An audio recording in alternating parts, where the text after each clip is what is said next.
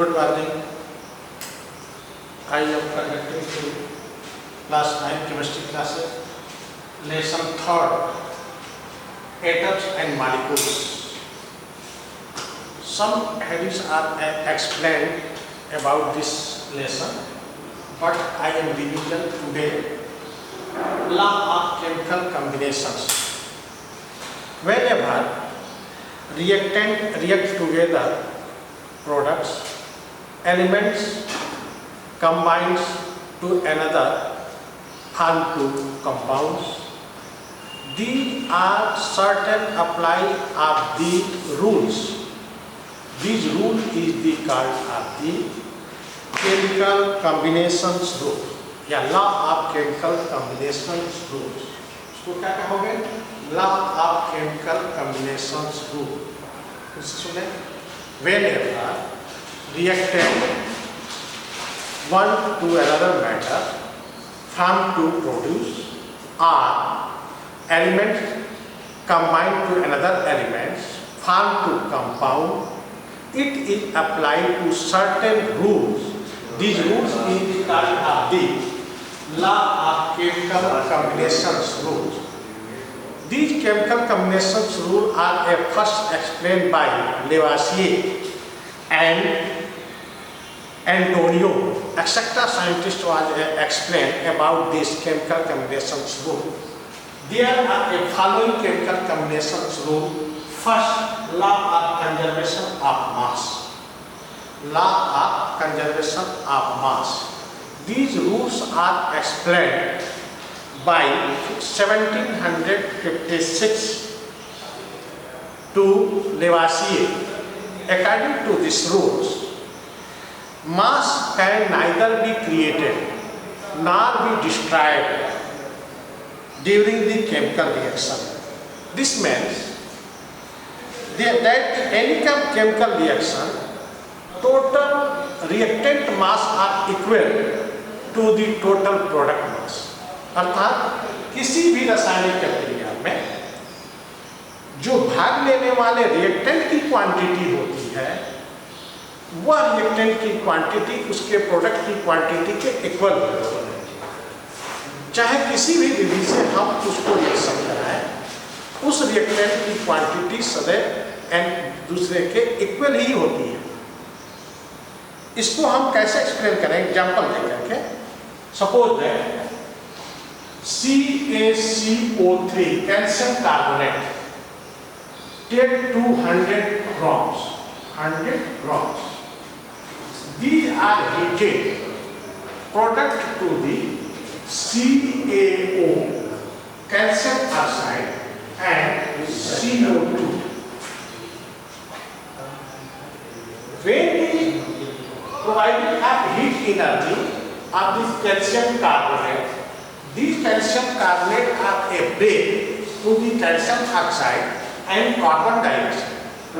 These calcium oxide and carbon dioxide quantity is the 56 gram of the calcium oxide to 44 gram of the carbon dioxide. Total quantity of the 100 gram and the product quantity is the 100 gram. The equation are follow to rule of the law of conservation of mass.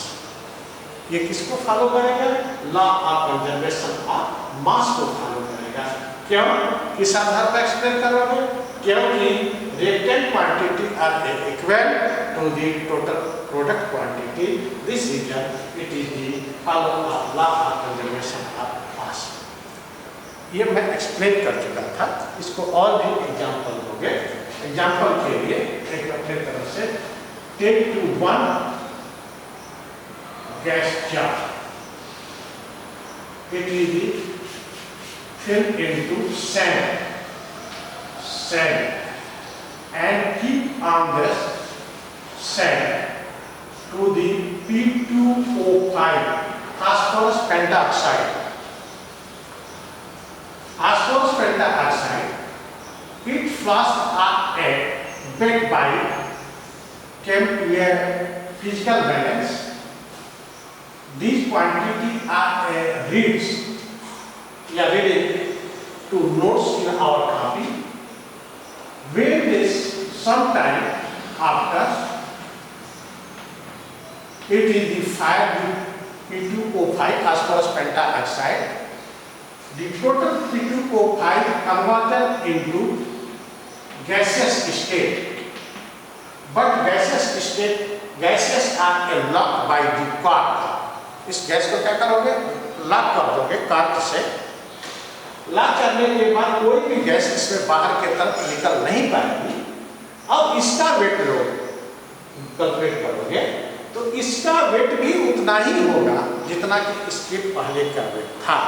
इससे क्या proof हुआ कि after reactant quantity are equal to the before reactant quantity, before product. ये दोनों की quantity एक दूसरे के इक्वल होगी, इसलिए इसको हम लोग लॉ ऑफ कंजर्वेशन ऑफ मास, क्या कहोगे इसको? लॉ ऑफ कंजर्वेशन ऑफ मास। फिर से अब इसका हम लोग दूसरे जो है इसका रूल्स है, उस रूल्स को जो है हम लोग एक्सप्लेन करेंगे। सेकेंड रूल्स क्या है इसका? Second rules law of constant proportion. Second ला इसका क्या है? Law of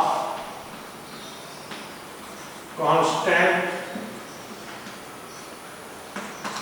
proportion.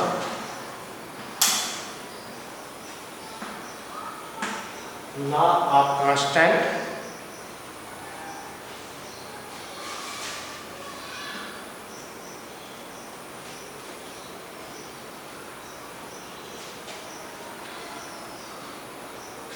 proportion. The law was explained by J.M. Proust in 1799. 1799. J.M. Proust was explained these rules. According to these rules, any found of the compounds by the nature, so these are artificial method, but its constituents ratio are always different. क्या इसका मतलब क्या हो गया कि किसी भी substance को as a resource of nature, चाहे हम उसको प्रकृति से प्राप्त करें, प्राकृतिक स्रोत से प्राप्त करें या आर्टिफिशियल मेथड से उसको बनाएं, परंतु उसके कॉन्स्टिट्यूएंट्स कंपोनेंट्स जो होते हैं वो सदैव एक डिफरेंट रेशियो से कंपोज होते हैं। फॉर एग्जांपल, वाटर का नेचर के अंदर बहुत से resource, sea water, river water, ponds water, rain water, etc. type of the resource of the water in nature. But water formula H2O are constituents of the water elements is the hydrogen and oxygen is always formed to one ratio to formation of H2O molecules. यह hydrogen जल क्या है? जल का प्रकृति में बहुत से स्रोत है। सी वाटर से हम लोग प्राप्त करते हैं, रेन वाटर से, रिवर वाटर से, etcetera type of resource of the water in nature. इस वाटर के मॉलिक्यूल्स या कांस्टिट्यूएंट कंपोनेंट्स जो है हाइड्रोजन एंड ऑक्सीजन होता है। इस हाइड्रोजन और ऑक्सीजन का जो रेशियो है 1:8, वो सदैव डिफरेंट रहे, चाहे हम किसी भी रिसोर्स से उसको फॉर्म करें या आर्टिफिशियल हाइड्रोजन और ऑक्सीजन गैस को मिला करके उसको बनाएं, परंतु उसका कॉन्स्टिट्यूएंट रेशियो आर डिफरेंट, उसके कॉन्स्टिट्यूएंट रेशियो जो है सदैव ये डिफरेंट हो। ऐसे ही एक और एग्जाम्पल दे रहा हूँ, आप लोग देखते होंगे गैसेस या CO2 gas. CO2 gas are a various resource in our nature. अगरबत्ती जलाओगे तब पर भी CO2 निकलेगा, पुआल जलाओगे तब पर भी CO2 निकलेगा, लकड़ी जलाओगे तब पर भी CO2 निकलेगा। भिन्न तरह से CO2 जो है वह निकालने पर वो निकलता है। लेकिन इस CO2 जो CO2 हम प्राप्त करेंगे उसका जो कांस्टिट्यूएंट कंपोनेंट कार्बन एंड ऑक्सीजन है वह 12:32 अर्थात 3:8 के ही रेशियो से यह कंपोज्ड होकर के मिला है। इस रेशियो को हम लोग डिफिनिट रेशियो कहते हैं तथा इस रूल्स को भी डिफिनिट कांस्टेंट या डिफिनिट रूल्स केमिकल रूल्स भी के नाम से हम लोग जानते हैं। तो इसको इसने जो है एक्सप्लेन किया था J.R. Krauss in 1799। हमने क्या इसको एक्सप्लेन किया? According to this rule law the chemical substance compounds और elements always present in a definite proportion by mass, है ना? इस या ऐसे कहोगे any substance found of the natural resource or artificial method, but their constant components are always a definite fixed of the definite ratio, है ना? उसके constant components जो है सदैव definite ratio में कंपोज होते हैं, बने होते हैं। फॉर एग्जाम्पल वाटर, वाटर के बहुत से रिसोर्स हैं, sea water, river water, rain water. इस वाटर में वाटर मॉलिक्यूल्स H2O होता है जिसके कंपोनेंट्स कांस्टिट्यूएंट कंपोनेंट्स हाइड्रोजन और ऑक्सीजन है। इनका रेशियो 1:8 का होगा। कार्बन डाइऑक्साइड का रेशियो 3:8 का ही होगा। वह इसी रेशियो से ही मिल करके जो है ये बने हैं। ये हम लोग इसके बारे में एक्सप्लेन किए, law of constant proportion, law of constant proportion. अब इसके बाद एक्सप्लेन हम लोग करेंगे explanation of a law of chemical combination, Dalton atomic theory, ना Dalton's atomic theory.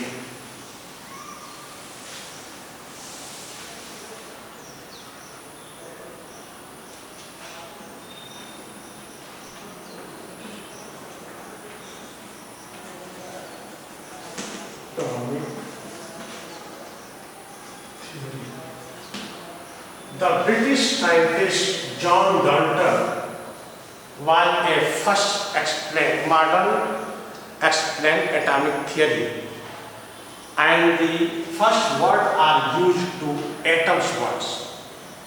Atoms word का यूज सबसे पहले ये जॉन डाल्टन ने ही किया था।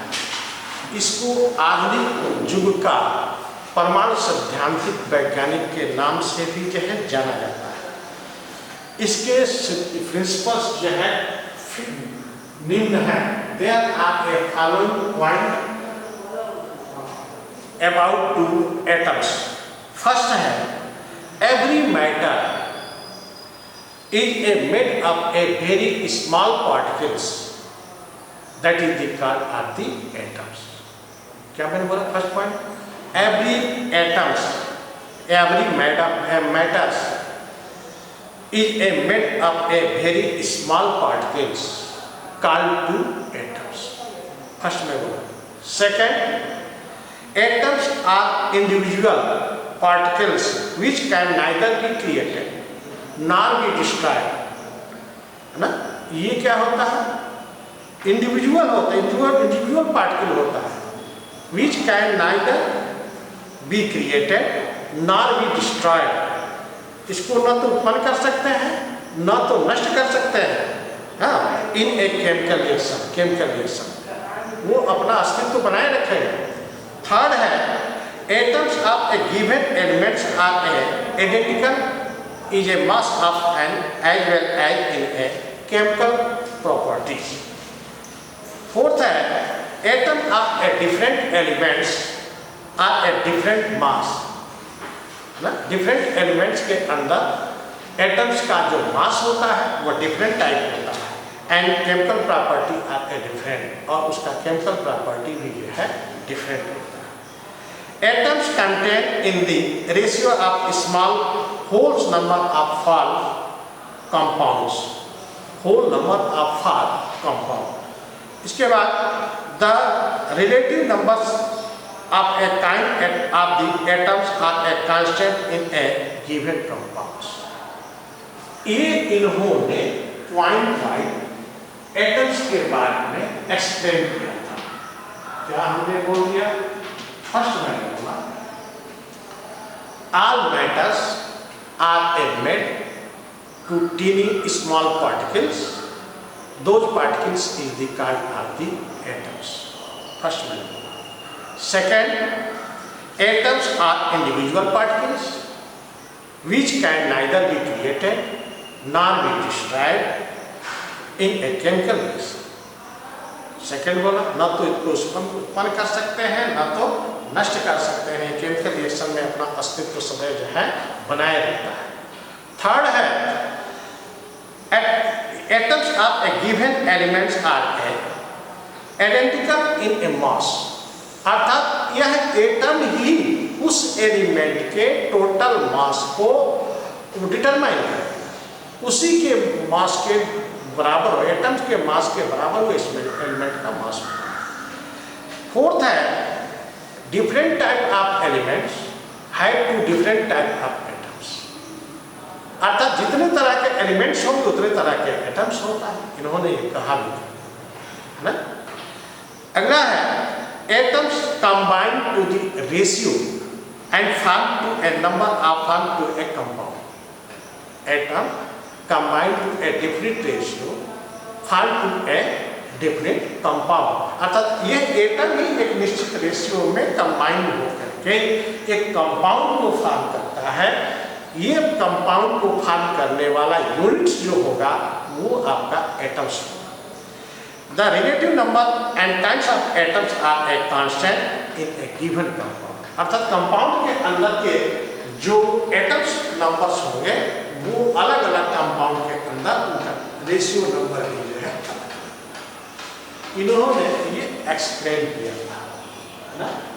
ये डाल्टन्स का एटॉमिक थ्योरी में बोलना था ना, इसको हम modern scientist of atomic theory के नाम से जानते हैं। जो परमाणुवाद सिद्धांत का आधुनिक जो है वैज्ञानिक कौन है? तो जॉन डाल्टन। हमने क्या बोला?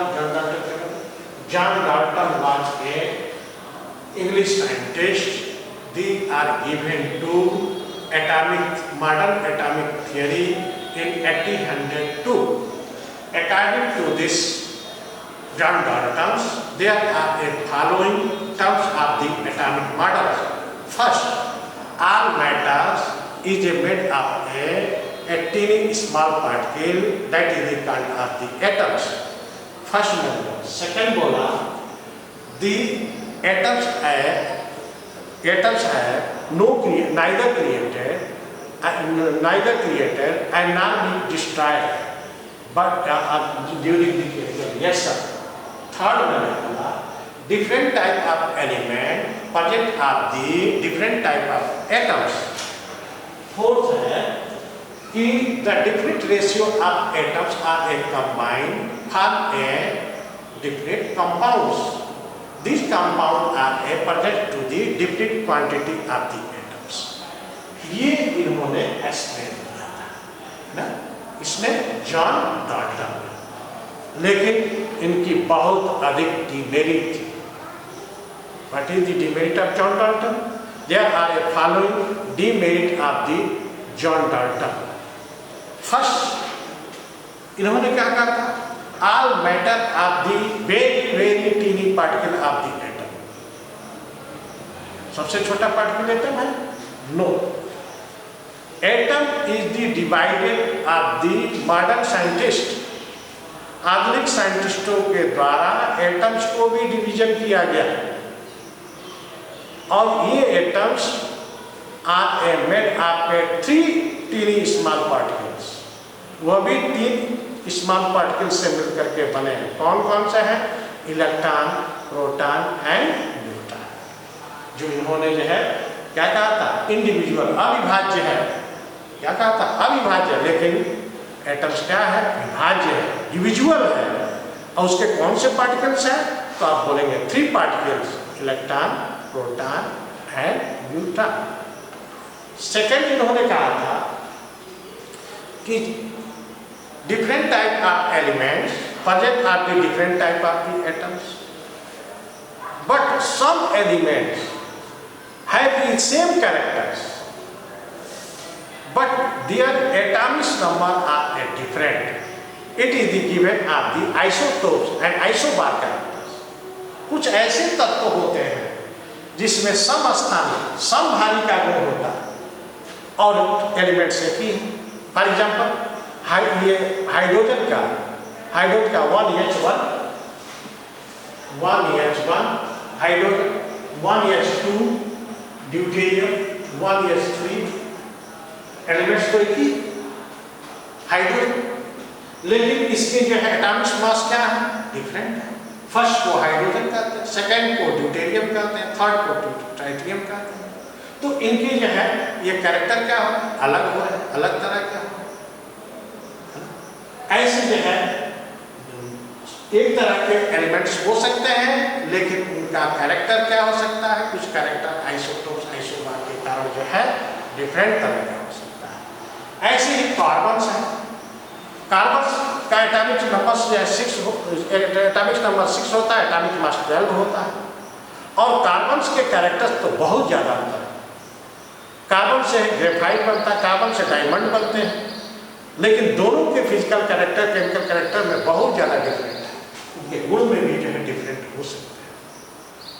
अगला थर्ड इन्होंने डिबेट था, इन्होंने कहा था कि definite ratio mix two atoms form to a different compounds, but some atoms are a undefinite ratio form to a different compound.